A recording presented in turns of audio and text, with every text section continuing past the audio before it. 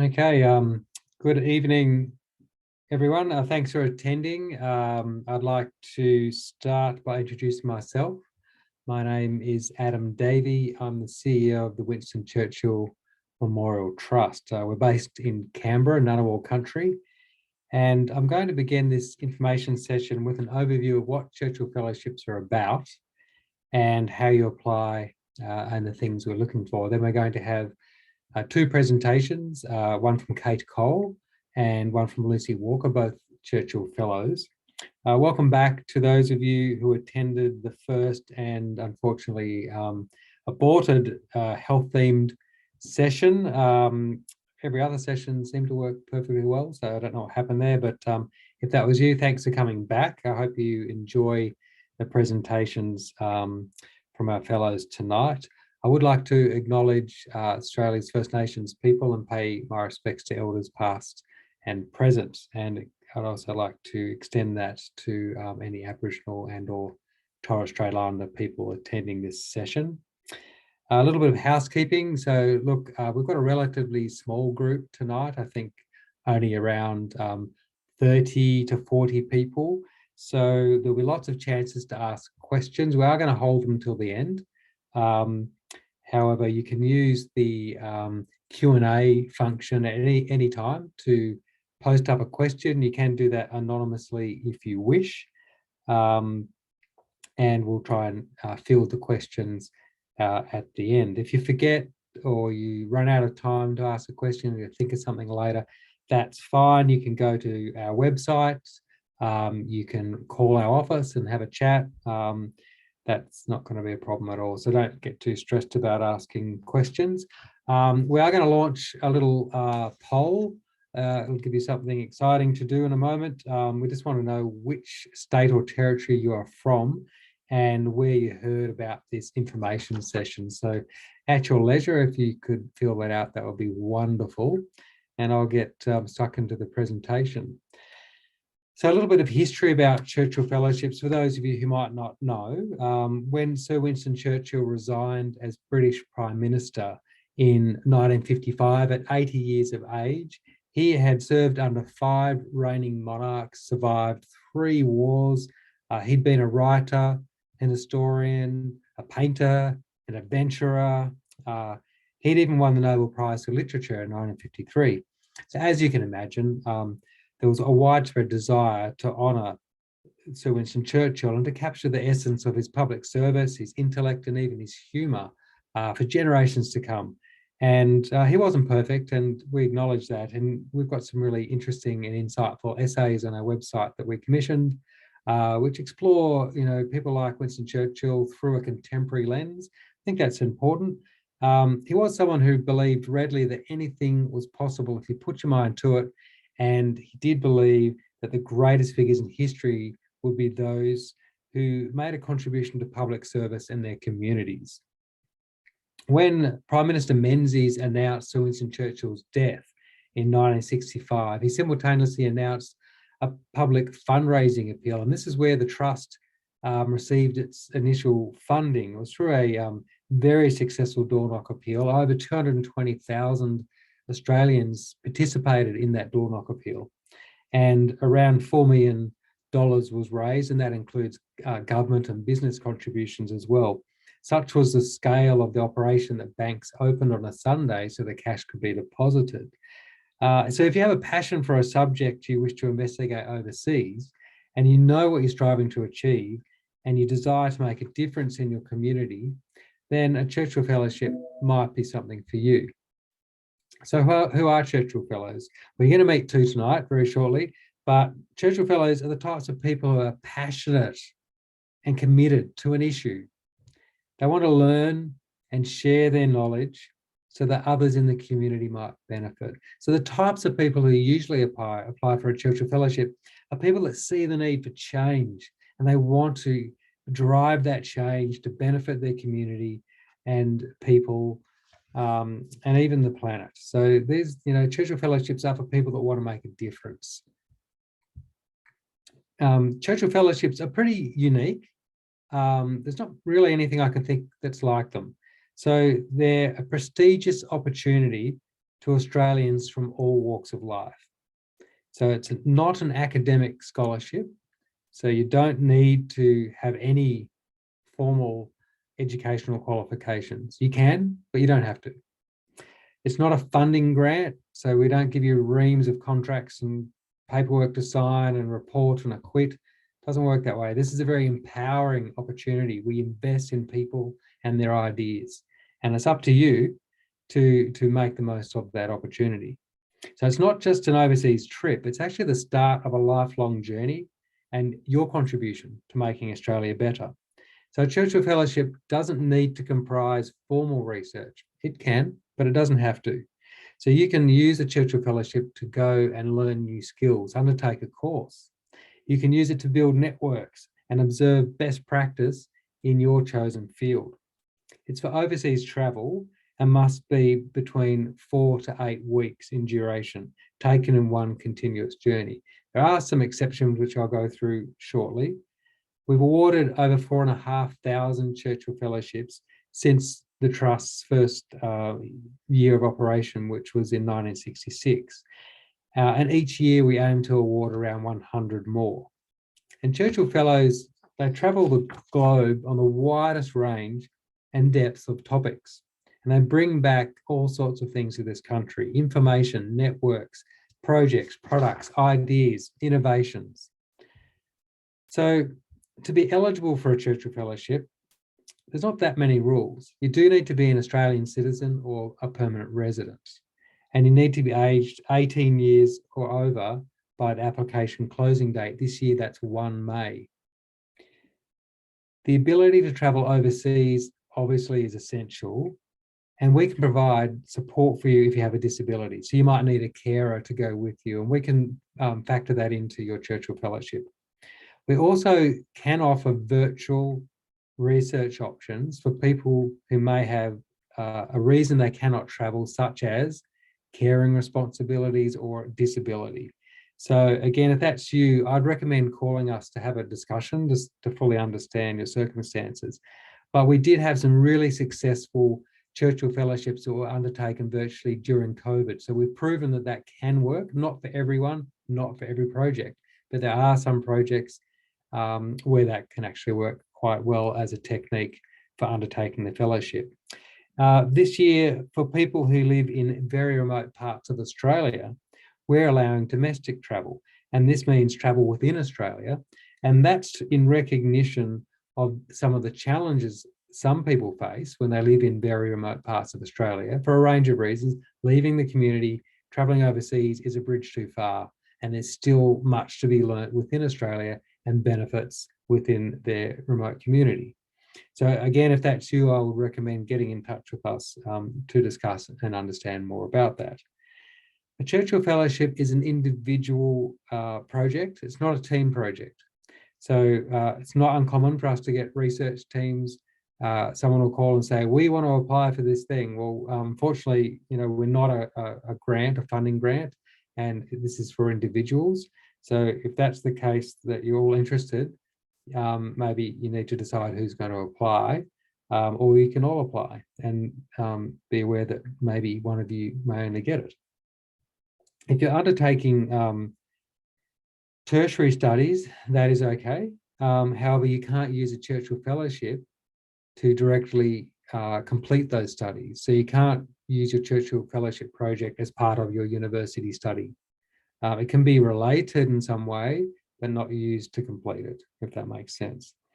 We want you to commit 100% to your Churchill Fellowship project, and we want you to come back with energy and excitement and ideas and the space to implement it. So if you're completing a PhD, you're probably going to be quite preoccupied with that work, not so much with your fellowship. So think carefully about that if you're in that situation. There's one other exception to it's not a team approach, and that is that we are allowing joint fellowship projects between an Indigenous and non-Indigenous applicant, where they're working on the same project, and there are some obvious benefits in that being a joint project. So again, on that theme, there is information on our website that I would recommend getting in touch with us at the Trust to discuss that circumstance. We did award a joint fellowship, and that's where both applicants are recognised as Churchill Fellows. They just happen to be collaborating on that project. We did award one last year from Western Australia, so do get in touch with us if that's you. So in terms of your project, this is a bit that a lot of people kind of stop and go, oh, I don't quite understand. Can it really be on anything? So your project must be suitable for a Churchill Fellowship. And that means there's got to be some benefit to the Australian community that you can demonstrate by you bringing back and sharing your knowledge or your skills or your practices and ideas. You have to be able to demonstrate that you fully explored your particular issue or topic within Australia. Now, the reason for that is we don't want to send you overseas at the cost of some $30,000 when it turns out you could have just gone down the road or into another state and learnt the same thing. I think that makes sense, right? So we don't expect you to know everything that's going on within Australia. We expect you to really be across the topic and know broadly what's going on, and that you can demonstrate a need to travel overseas to gain new knowledge. So your project needs to be self-contained. So we don't award Churchill Fellowships to be partially funded by another organisation to turn into something bigger and different. What we don't want to do is see a Churchill Fellowship get distracted by other interests. What that means is that you can, of course, come back from your fellowship and, you know, get support for your work, and that's fantastic. We don't mind who that's off, and I'll talk about this later, but we can offer some additional support as well. Your project doesn't need to relate to your employment, but we find it often does, and I think that's common sense there. People working at the coalface on an issue will obviously have really big ideas about how they might be able to influence change and implement things when they come back. So it's quite often that people are doing projects related to their employment. But you might have a strong interest outside of your employment and good networks and ideas that would be perfectly acceptable for you to apply for a fellowship on. So we don't set the limits in relation to the topic or the issues that people can apply for, which is absolutely amazing, right? So this is our strength as an organisation, the strength of the fellowship. It really is up to you to design your own project. That's the beauty. It's like a choose your own adventure, we often say. So, you know, you decide, what countries do I want to go to? Which people do I want to meet with? What is the topic? What is the issue that you can see the need for change in? We do have what we call sponsored fellowships, and they can come about from someone leaving a bequest in a will, and they say, look, I'd like to see Churchill Fellowships in this particular area or topic, or this particular type of person from a geographic area, whatever it is. We have also active sponsors. So these are, maybe an organisation, a government department, an individual or a group of individuals who are offering donations to fund a Churchill Fellowship in a particular area of interest for them, where they see a strong benefit to the community. So you can find out more about them on our website. When you apply, you can select one or two sponsored fellowships that are on particular topics or particular geographic areas, whatever those things might be. And, for example, in relation to the health sector, we do have a few sponsor fellowships that can be a bit hard to fill because they're quite specific. So, for example, there's one, the Dr. Leslie J. Fleming Churchill Fellowship, and that is a fellowship particularly for advancements in oncology and cancer research. We also have the MPST Foundation, and that's particularly for people living in Tasmania, and that's to advance education in medicine and to advance health in Tasmania. We've got the Dorothea Sanders and Irene Lee sponsored Churchill Fellowships for the enhancement of the delivery of palliative care. There's also ones in there for ophthalmology that's quite, specialised, but we don't always fill those because we don't always get applicants. Now, if you do find that your topic or, aligns with one of those more niche sponsored fellowships, it doesn't mean you're a shoo-in. It's still competitive. You still need to meet the bar. You'll be assessed like everyone else.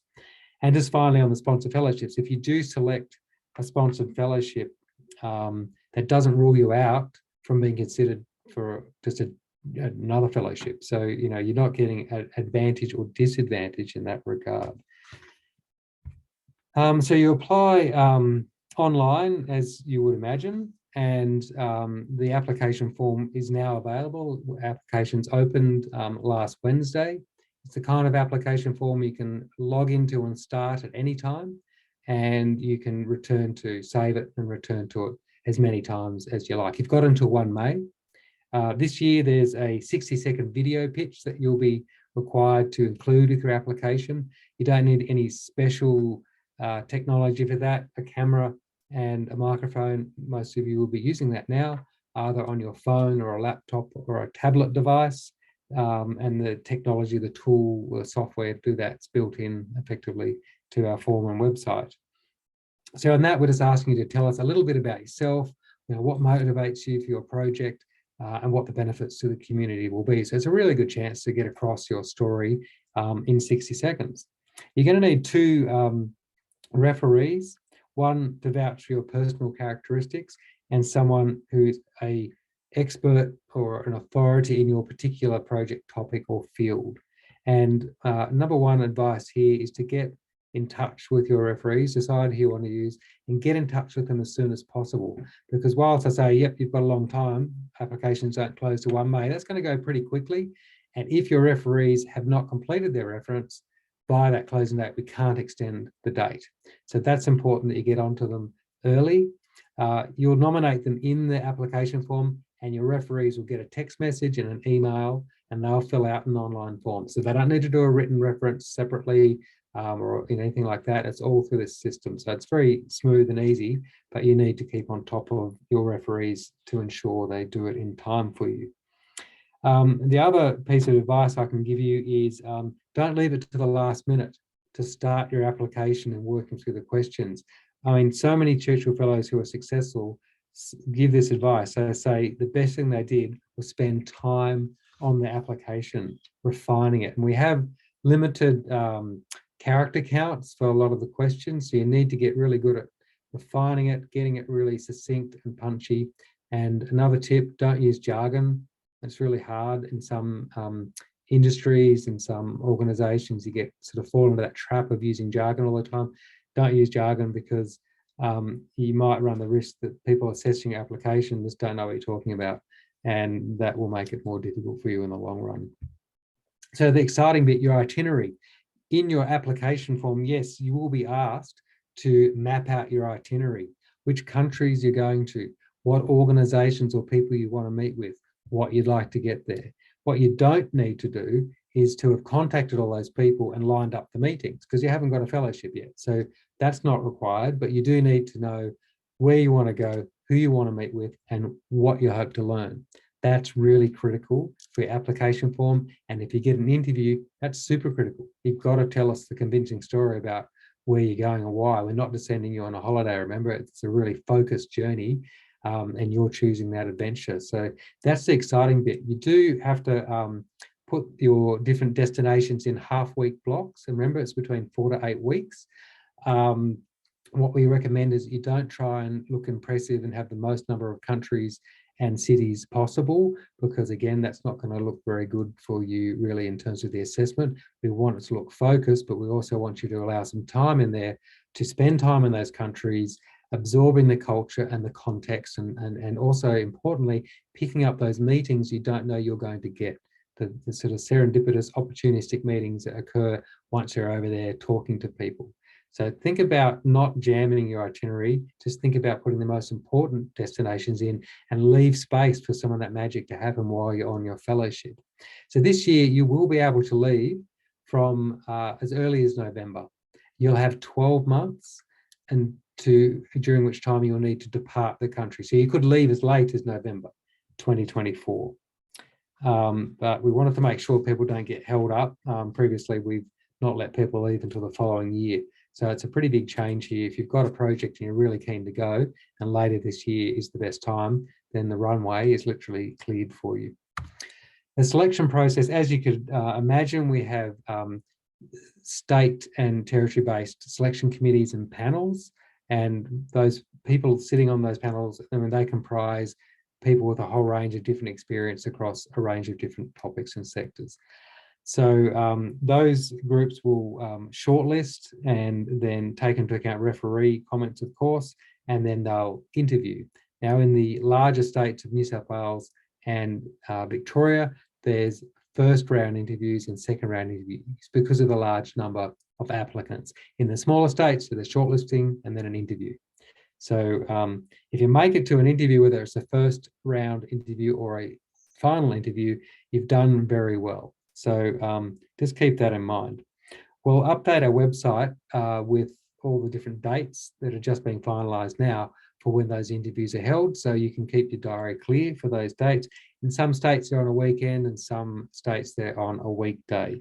And these are all volunteer selectors, so that's why we have a bit of flexibility in terms of when they're held. Generally, you are expected to turn up to an interview face-to-face. It is usually much more compelling and better. However, there will be circumstances when that's not possible. And in those circumstances, a Zoom interview can be granted. This year, we're going to be bringing all the successful applicants into Canberra for a national onboarding. We haven't done that before. That's 100 new Churchill Fellows coming in, networking, meeting each other. We'll be doing some specific training and there'll be a dinner and all those sorts of things. So that's on the 6th of October. So if you're feeling confident, tuck that one into your diary now because it's going to be pretty exciting. So in terms of the selection criteria, just a few tips. You'll find this information all on the Become a Fellow page on our website. There's lots of links and documents there.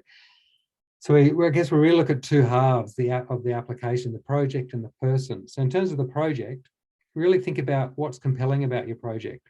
Is there a burning platform? Is it the right time for the project? Why? What are the benefits? Who's going to benefit? How are they going to benefit from you doing this? I talked about your itinerary, so be really clear on why you've chosen the different places, who you're going to speak with and why. And achievability. We really want to feel confident that your project is achievable. So by that, what it means is it needs to be realistic. And if you can articulate how you think you can come back to Australia and influence or implement, that's going to help you tell that story about achievability. And in the second half of the criteria is really looking at the person. So that's really why how can you convince us that you're the one to undertake this project? There might be other people applying on a similar project, very similar. And so why are you the one? How are you best placed to come back and implement change or influence others? That might be to do with your job. It might be to do with your networks. It might be to do just with your drive and the work you've done so far. Telling us that you're going to share the findings by publishing one article in a professional journal is not going to cut it. As I said, these fellowships are worth upwards of $30,000. And if your sole output is a journal article, that is not going to be very exciting for our assessors. So you need to be able to clearly have a story about how you're going to share this knowledge when you come back. We do offer a lot of post-travel opportunities for our fellows now. So, for example, there's leadership courses and networking. We have an impact fund now. So we're offering this year, and we did last year as well, 2 rounds of $100,000 that can be applied for by Churchill Fellows to help them implement their projects once they've come back. So that's pretty amazing and pretty exciting. And we know that there are people who've done fellowships that just can't implement because they don't have the funding. So that's what that project is about.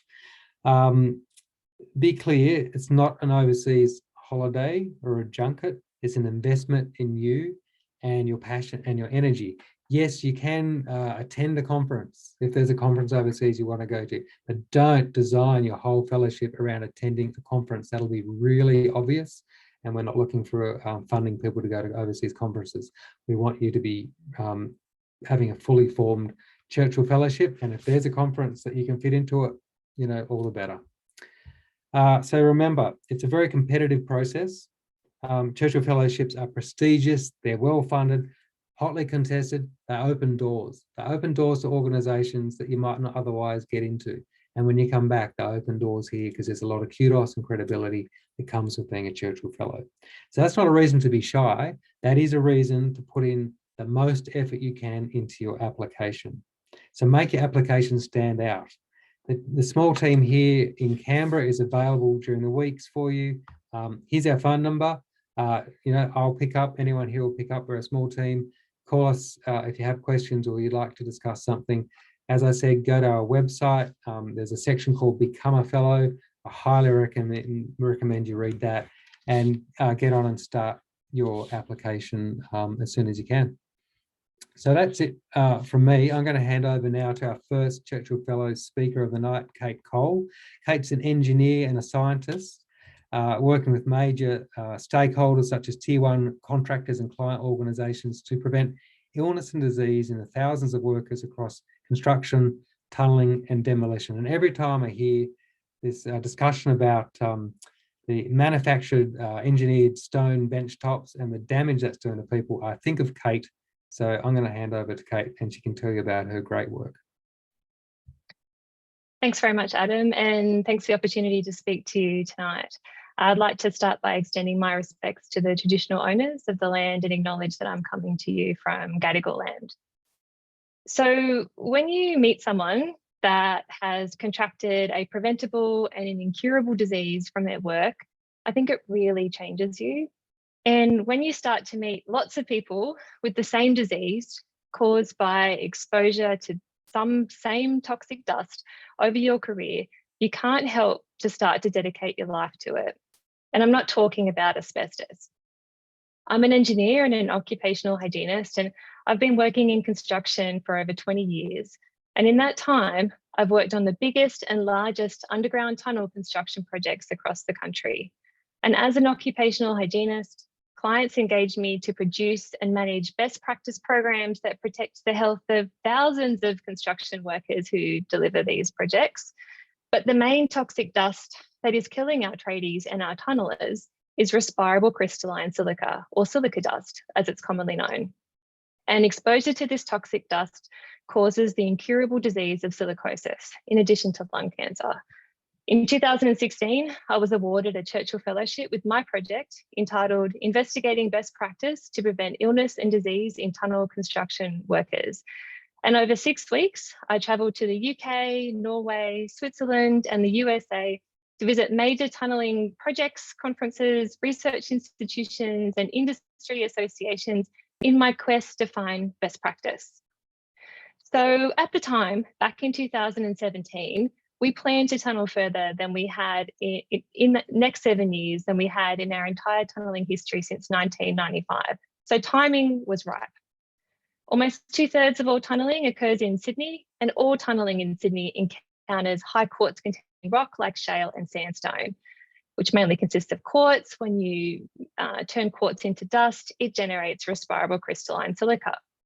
And overexposure, as I mentioned, causes incurable lung diseases like silicosis and lung cancer, in addition to many others. And at the time, the workplace exposure standard, or the legal limit, was very high, and the risk of developing silicosis from exposure to silica dust at the legal limit over a working life was estimated to be between 12 to 77% of workers. So it was pretty high. And unfortunately, during tunnelling, silica dust exposures can be more than 20 times that old legal limit.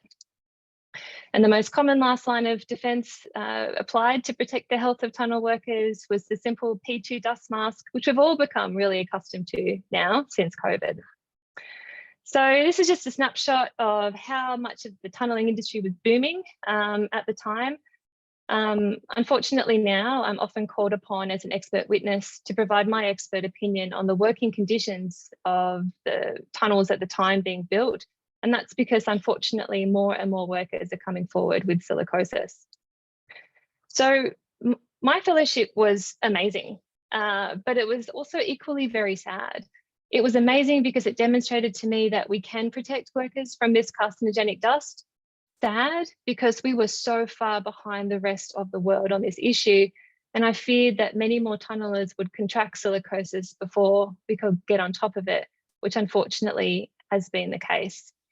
So I structured my fellowship around a series of elements, from leadership, looking at how important leadership from the client organisation or the government, for example, or the contractor was, which was massive.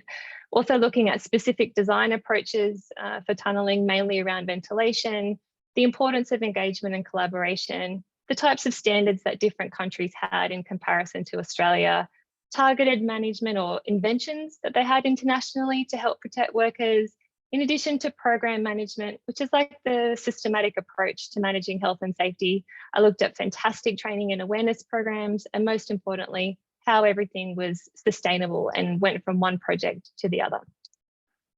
So my final fellowship report was published in 2017, but a Churchill Fellowship is way more than publishing a report with pretty graphics. It's actually about using that knowledge that you've gained, as Adam said, and working to make a difference. And I've just touched on a very high level run through of what is a very detailed report, because I wanted to communicate the most important part of this fellowship, which is what happened afterwards. And that is a key part that I focused on in my application. What would this fellowship lead to? And the most rewarding piece for me was the support that I received from the many tunnelling projects in Sydney and from key stakeholders like the Australian Tunnelling Society, which is the Learned Society of Engineers Australia, and our regulator, Safe Work New South Wales. And I'll just quickly share some of the things that we've achieved so far since then. So firstly, in my role supporting Transport for New South Wales on the Sydney Metro project, we commenced a collaborative body of work with Safe Work New South Wales on crystalline silica in 2017. We supported their strategy on hazardous chemicals, in which silica formed one of the top two. I provided training to Safe Work inspectors on common sources of dust and control measures that were applied in industry, what to look for, what to ask for, how the tier one construction industry manages this issue, for example. At the same time, I took all of that best practice knowledge I gained and I uplifted and enhanced the Sydney Metro Health Program for the City and Southwest project, the outputs of which were awarded Best Contribution to Workplace Health by the regulator in 2019. But most importantly, it resulted in better health outcomes for Sydney Metro workers. It's the largest public transport infrastructure project in the country, so that was pretty important. And thirdly, I initiated our industry's first silica and tunnelling workshop with the Australian Tunnelling Society, because my fellowship demonstrated how important collaboration was with key industry stakeholders, not to just raise awareness, but to get action that was led by industry. And silica dust in tunnelling, or silicosis, wasn't really mentioned or talked about in this sector. So this was a really big shift. So we brought all the leaders together in a workshop and we asked them, well, how important is it that we finally address the issue of silicosis in tunnelling? And it was so wonderful to reflect and realise that actually this was seen as the most important issue critical to the longevity of our sector. And that led to a whole bunch of conversations on why it was important and what we needed to do. But essentially, it resulted in a body of work that we did over a period of 12 months. And we created the tunnelling industry's first body of knowledge on how to manage and control and measure and assess and review measures to protect workers from silica dust exposure in tunnelling. And that was awarded the International Tunnelling Association's Initiative of the Year in 2019. Again, it's not about the awards, but it's about the industry recognition of it, because this was led by industry, not just myself, which is a scientist. So these are some of the, I guess, examples or snapshot of things that I've done since my fellowship to improve the working conditions for tunnel workers. And there's been a lot of really good progress in this area, something that I could never have done without doing my Churchill Fellowship and learning everything that I did internationally. I know that tunnel workers are better protected now than when they were before I went on my fellowship, but we still have a long way to go. It was October last year when Safe Work New South Wales shared that 21 workers have contracted silicosis from tunnelling in New South Wales in the past 5 years. So this issue is far from over. And I will say that, like I'm sure many of the other Churchill Fellows, I've never worked as hard in my life as I think I have during and after my Churchill Fellowship to implement the findings from our international partners. But even when you give it your all, I think it's important to reflect that the problem that you've defined is likely not simple to fix, which means it's not a quick fix either. So I will say don't apply, don't go into this fellowship thing unless you really are prepared to make a difference. You have an obligation to make sure your findings have a positive impact on the Australian population, an obligation to really make a positive difference. And for me, this issue was never about accolades, awards, letters after my name, any of that stuff. It's all about stopping workers being exposed to carcinogenic dust when they go to work, so that they can live long enough to have kids, to see them grow up, and to retire. And unfortunately, even though we've come a long way, we are still not there yet in Australia. So my key message to you is being a Churchill Fellow is more than the trip, it's more than the report, it's more than the medal.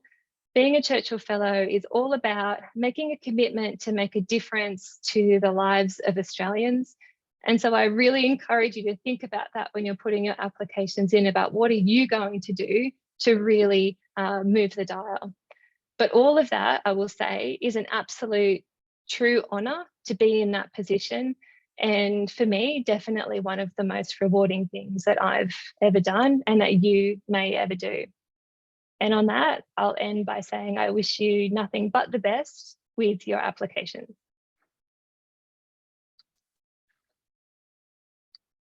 Fantastic. Thanks very much, Kate. That was awesome. I'm sure we'll have some questions for you. So I'll introduce our second speaker now, Lucy Walker. Lucy is a pharmacist from Goondiwindi, and she's done lots of amazing things with her pharmacy and her own work. She's passionate about rural pharmacy, and hopefully we've got some rural people tuning in tonight, because we do like to see people from across Australia, not just the metro city centres applying. So Lucy is the Southwest Queensland representative for the Queensland Pharmacy Guild Branch Committee, and she participates in events to encourage women and pharmacy students into pharmacy ownership and rural pharmacy, amongst many other things. So welcome, Lucy, and over to you. Thank you very much. I'll just get this started.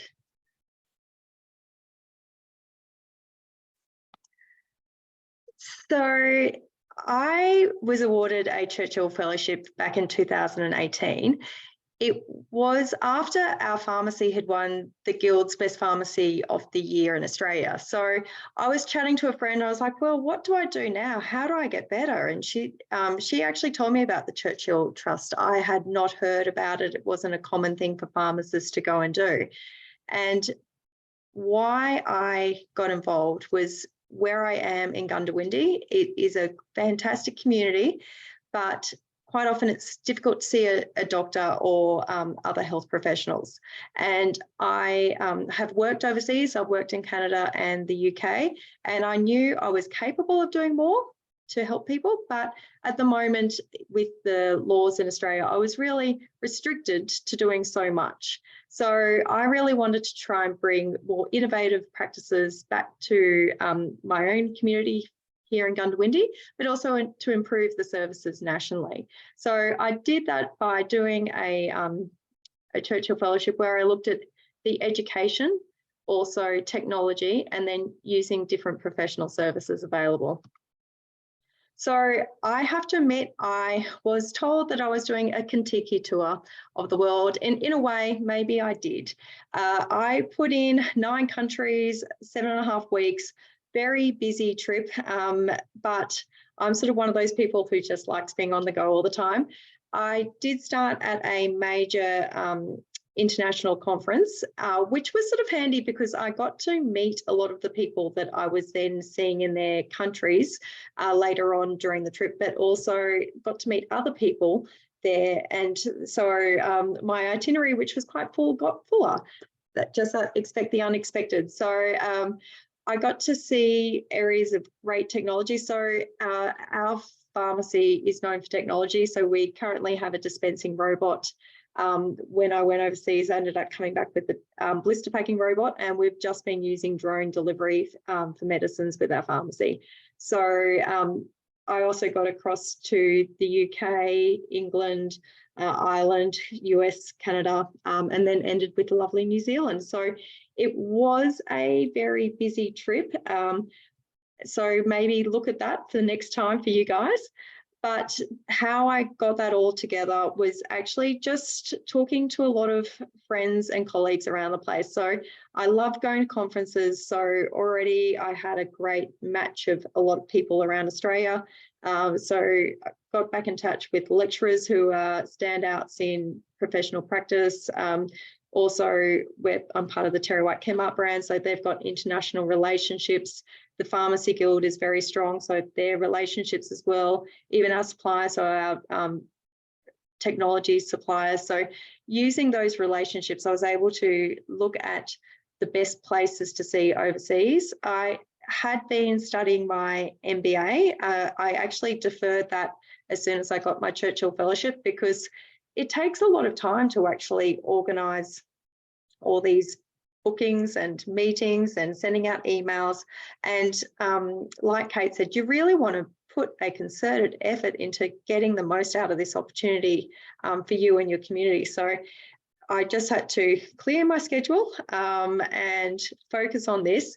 And in a way, that was one of the best things I could have done, because it really meant that I was committed to this and nothing else. I mean, it's hard enough to juggle between having a family and working, let alone having one more aspect of your life. The other thing that really helped me during my trip was actually my husband went along with me. So I saw him as my logistical partner. So quite often he was the guy driving the car while I was making sure that we were going in the right direction to the next meeting, but also he was really particular about making sure I turned up in time. I'm one of those people who sometimes turns a little bit late, and he was great at just being like, okay, we've got to be here at this time and it takes this long. So I'm not so great at that. So that worked really well to make sure that I got there and got to all the meetings. The one thing that I was not expecting when I put into this was that there was actually only 2 nights out of that whole trip where I did not go out and socialise with people.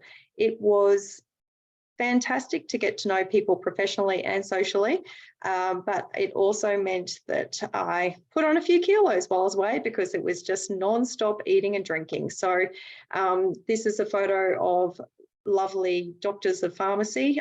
They were all from the US, and of course they had to go out for breakfast and have Bloody Marys. I didn't join them on that one, but it meant that you have what you plan, and then there is a whole lot more. So expect the unexpected. I also got to, and the Churchill Trust was quite good. Say with my trip to Sweden, I got to go and stay in a castle with family friends, and then go and visit the Swedish authorities. So there's that flexibility to actually go, well, there's this opportunity, can I make it work? The police was actually, I was in New Zealand, and I went and met the chief pharmacist of New Zealand, and she said, oh, you're going to that pharmacy next, so you sort of prepared for it? And I was like, oh, I don't know what you mean. So the president of the guild at the time had a lovely community pharmacy, but it was sort of a little bit like Once We Were Warriors in there. And actually police got called due to a domestic disturbance that just happened outside the pharmacy. So it was one of those things where I wasn't expecting to be in such a rough area of town, but at the same time, I really didn't expect, because I was then staying at his house that was only close by. But it was wonderful because he actually, he let my husband and I stay with him for the night, and the conversations that you have, not just in the pharmacy where he showed me the best new practices that New Zealand do, but also just how that's implemented and how it goes later on. So some of the things that I didn't think were going to be hard was actually at the end of these conversations where people have let you stay at their homes and given you so much help and advice. You're like, what can I give you? I've got a thank you pen and a pin and a tea towel. It's these little things where a lot of the times you don't think, oh, I've got to pack and I've got to see all these people. What do I do? But the one bit of advice I would also give you is at the time I got my Churchill Fellowship, my mother was like, oh, your kid's still quite young, maybe you should just defer this and leave it to later. And if I deferred it, we would have not been able to do the travel because COVID came. So if anything, if you get such a wonderful opportunity. Just grab it by both hands and go for it. Life will get in the way otherwise. And look, life does get in the way, but sometimes it's really worthwhile because there's a lot of unexpected things that happen that are really quite wonderful. So some of the things that I gained from going on the fellowship that I probably wasn't expecting was just seeing what's happening in the world actually means that you can predict what's going to happen in the future, because Australia just seems to be, we're far behind. So there was a real push for, in most places, pharmacists vaccinate for travel vaccines. So when I came back, I was like, oh, I should set up a bit of a travel vaccination clinic room. And then COVID hit, and that travel vaccination room became our flu vaccination and COVID vaccination. So it actually really set our pharmacy up to deliver the service that was needed at the time. And if I hadn't been seeing how backward we were with vaccinations, and to think, well, if they're doing it over here, then we should be able to do it soon. And now in Queensland, actually, pharmacists can now vaccinate children from 6 months. And in my fellowship report afterwards, I was like, oh, if we can do from 10 years and up and do a couple, where now it's getting broader and broader by the day. Seeing some of the best technology, when I was over in Canada, I saw this blister packing machine that was just amazing. I know you guys may not find this interesting, but it could pack 8 packs at a time and had the best technology. And from the fellowship, I was actually able to then make connections. So I saw this machine, I then connected with the manufacturers, and we ended up having the first one here in Australia. And now we can blister pack to our community and help our Aboriginal patients. And blister packing is one of those horrible jobs. It's really difficult and it's hard to staff. I mean, we've all had staffing issues recently, and being able to have that technology in place so that we could, through COVID, vaccinate, you know, the whole community, but also continue these essential services that are really valuable, but quite difficult to do without technology. So just seeing that, and now this blister pack machine is throughout the whole of Australia. It's all going wild because I was game enough, because I'd seen it, to bring it back to Australia and have that company now working in Australia. And some of the other things, like the people I've met there now, when they come to Australia to talk at conferences and stuff, I'm like, oh, that is a guy that had me over for dinner, and we got to, you know, he showed me around all the pharmacies in Edmonton, and his partner, his research partner, does the best work on cardiology. It really cemented someone from little Gundawindi to actually know the movers and shakers, and then to feel comfortable for me to then engage with researchers here in Australia to do similar things. It's been really worthwhile. So as far as returning home, so I got back and finished my report just as COVID was hitting. I got to talk, my big standout in front of what was supposed to be 3,000 to 5,000 people at our major conference went online 2 days before because of COVID. But even now, you've probably seen in the media that the change of pharmacists working to their full scope, and being able to talk to politicians and leaders and have personal examples where I've seen it work in other countries and know how beneficial it can be for our rural community. It works a lot better than just saying, oh, no, I think this can happen. It's actually like, no, I've seen in the UK, they're doing these services, and those services are needed for us here in our country town. So it's really been useful. But even just then within our profession, so I was talking at a Terry Whitecomb conference just last week, and we're talking about how we've implemented the urinary tract trial really well in our pharmacy, but making sure that I'm sharing how we can implement these changes and being game enough to just stand up on stage and go, you know, all the learnings that we've done in our little test of Gundawindi to now other pharmacies in other areas, it's really useful. And having that confidence of saying, yes, it can work, and we just have to train up and have the confidence, has worked really well. So when I look back, and it's actually been great to reflect on this experience, the best thing that I found from the fellowship was actually the people you meet, whether it is at that when you're traveling around the world, or even to get yourself traveling around the world, you are putting yourself out there with your network within Australia and actually saying, hey, I want to do a bit more. What do you think about this? So getting to know those referees better, and also pondering more and getting a better relationship with them. But what I wasn't expecting that I've really valued was the people I met from our event in Queensland. The other Queensland Churchill Fellowships were really amazing. There's such a diverse group of people.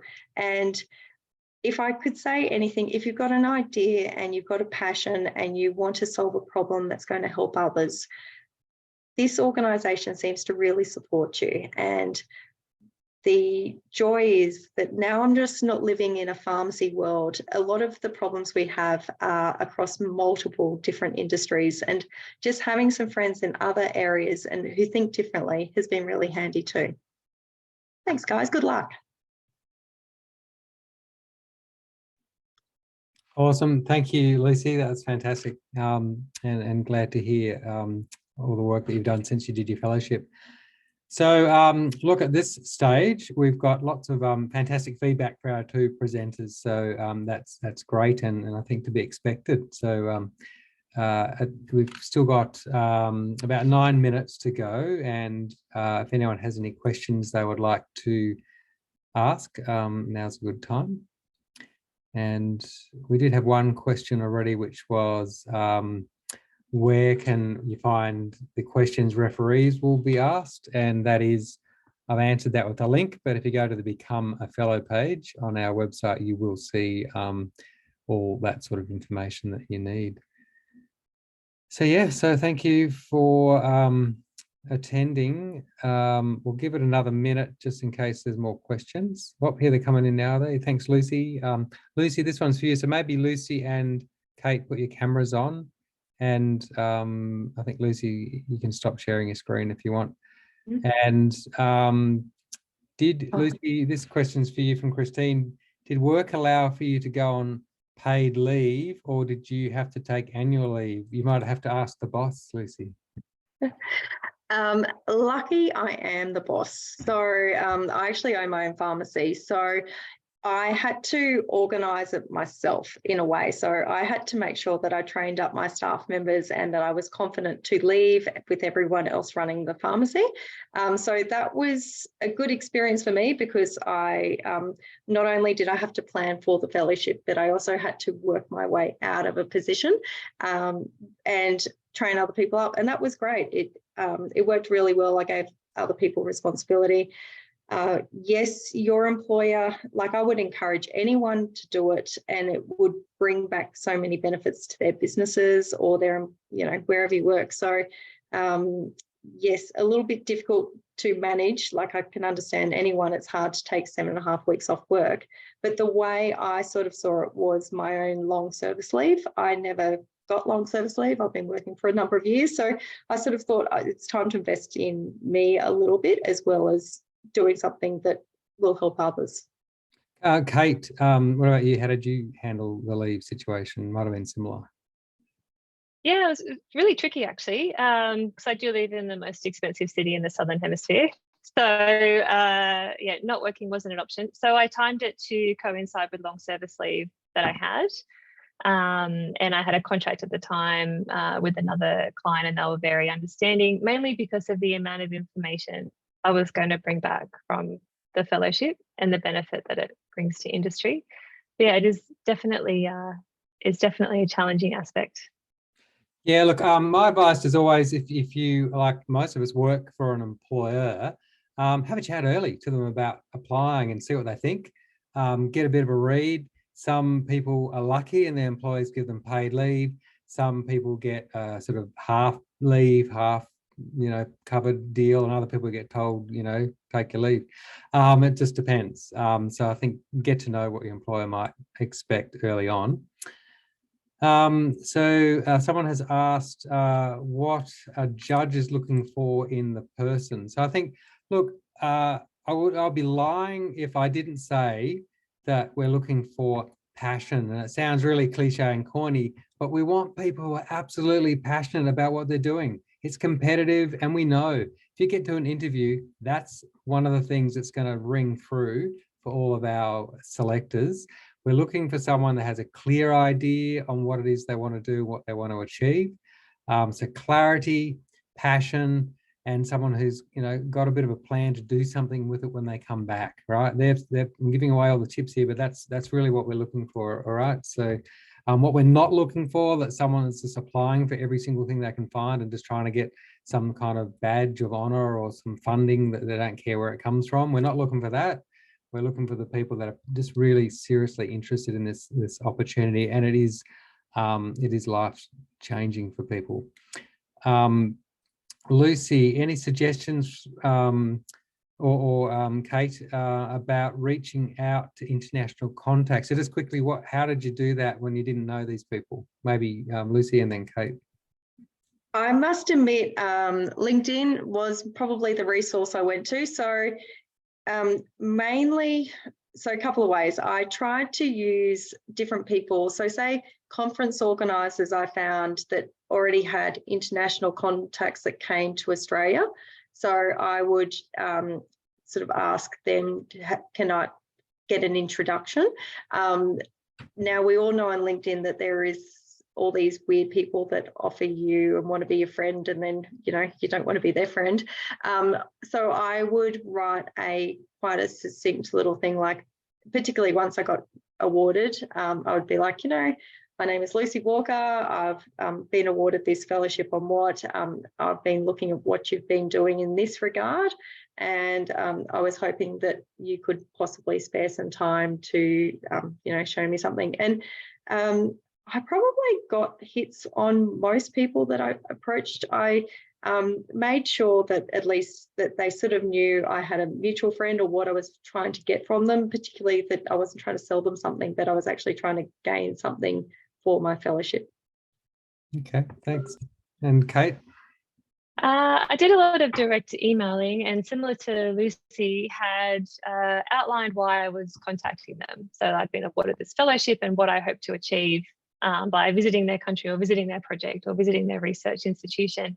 So I think every hour spent on planning was worth everything by the time I got there, because I was able to truly understand the breadth of the project that I was visiting, who the project director was, their background, what projects they had done previously. So you're not coming in completely blind to something. So a lot of homework, and that definitely helped make those connections and get the meetings and visits to tunnels. Can't just walk onto a tunnel, it's very difficult. So it does take a lot of time to get inducted, escorted, and all the necessary safety precautions before you can get in. So it doesn't happen very often. So I really had to make sure that they knew why I was coming and the benefit that I hope to bring back to the country after being there. Very good, thank you. Karen's asked if you need to pay for travel costs in advance and seek reimbursement. So the good news, everyone, is that we pay for all of this. How it works is we have a travel provider who you book the travel through, we pay, and we work out your living allowance and your accommodation based on where you're going, how long you're going, etc. And in the lead up to you departing, we pay you that money and you go and spend it on your adventure. So you book your own accommodation, you use that money that we give you to pay along the way. So no reimbursement required. You do need to keep records because tax will treat this like income, but everything you spend on it, you can claim back. So it's a pretty free opportunity to do things the way you want. Someone has also asked, what does the fellowship accommodate for in terms of if you have to travel with a partner or a child? Look, you're welcome to take your partner and or child or children if you want, and you're welcome not to. That's a very personal decision. You can take them and we can meet them later.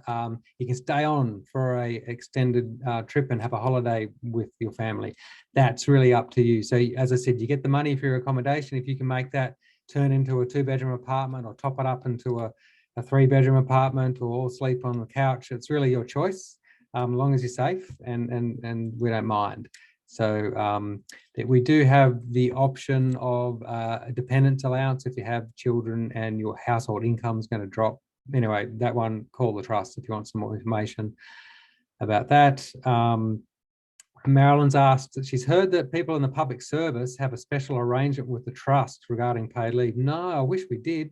So it's it's amazing. And if you work in the public sector, it won't be amazing, but it's different, right? Even at the federal level and the state level, even within those public services, different people in different departments and agencies get different deals. And it depends. I've seen people get study leave. I've seen people get miscellaneous leave. I've seen people get treated like they're on duty, and then their travel has to get approved by the minister.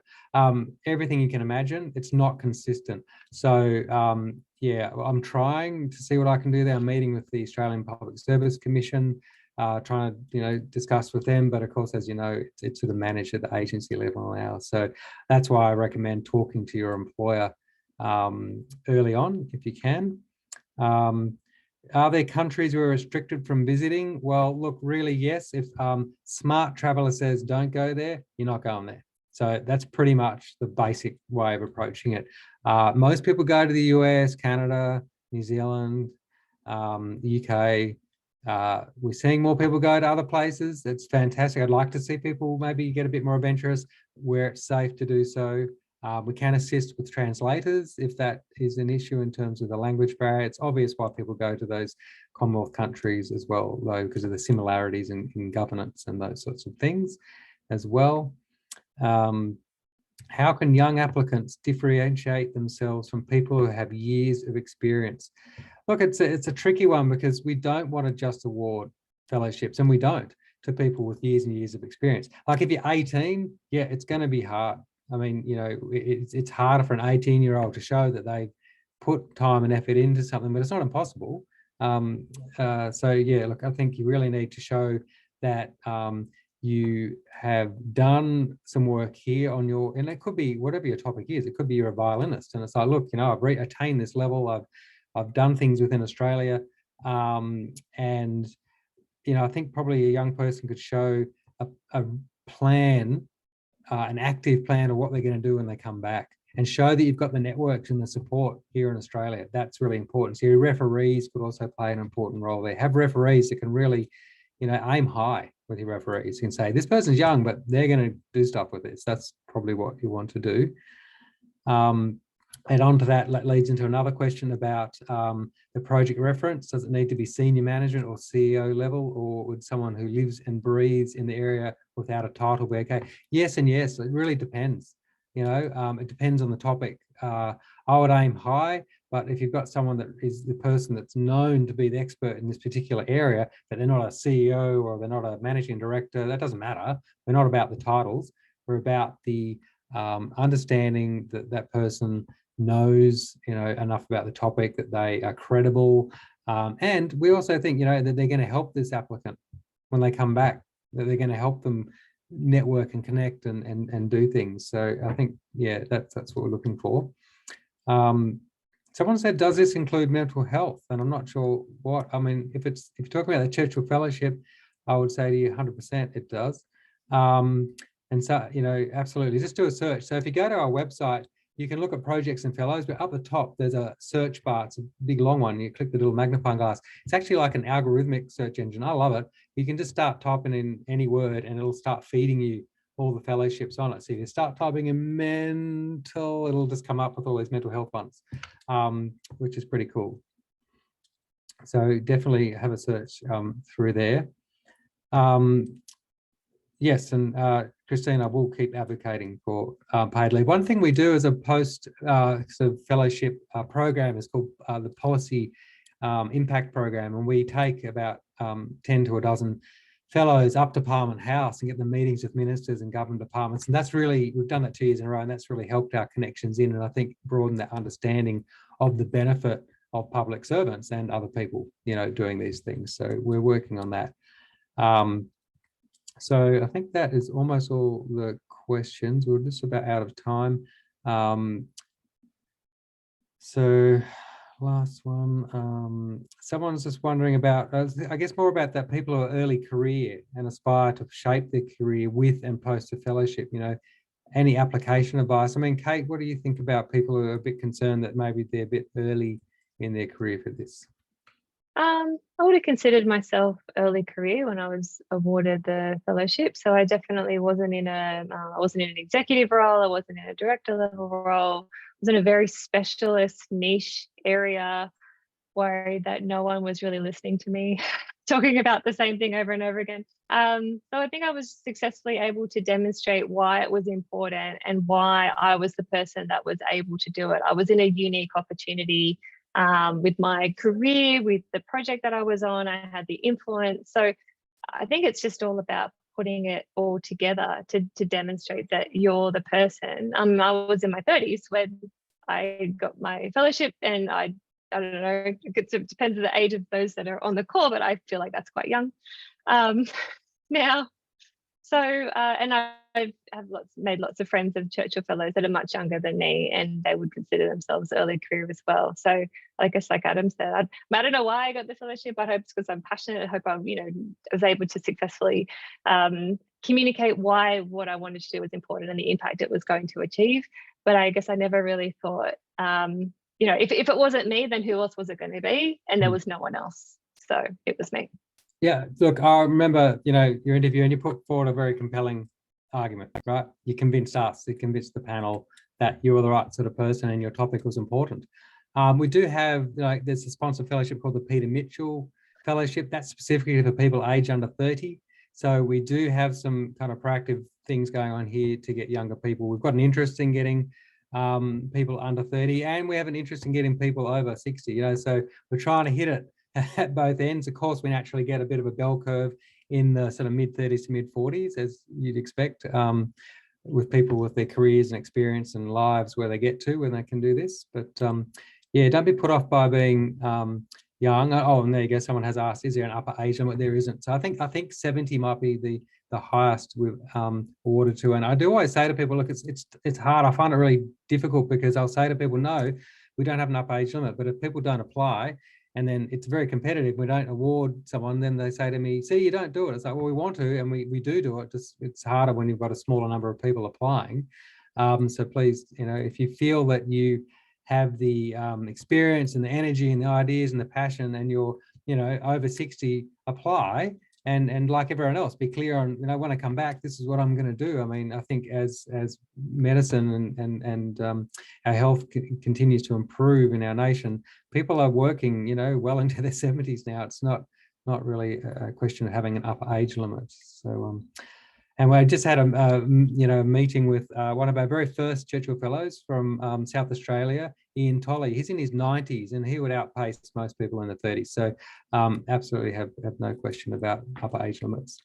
Can you get in touch with the alumni to gain further insights? So absolutely. So if you go to our website, every single Churchill Fellow up there has a contact form, and you can just fill that out and say, hey, Lucy, I'd like to get in touch and have a chat about how you applied, and we'll pass that on to Lucy. So yeah, 100%, we can do that. All right, I think we've gone over time, so I'd like to thank everybody who attended. Encourage you to get in there, start an application, have a play around. Again, thank you to Lucy, and thank you to Kate for sharing your knowledge, and good luck, everyone.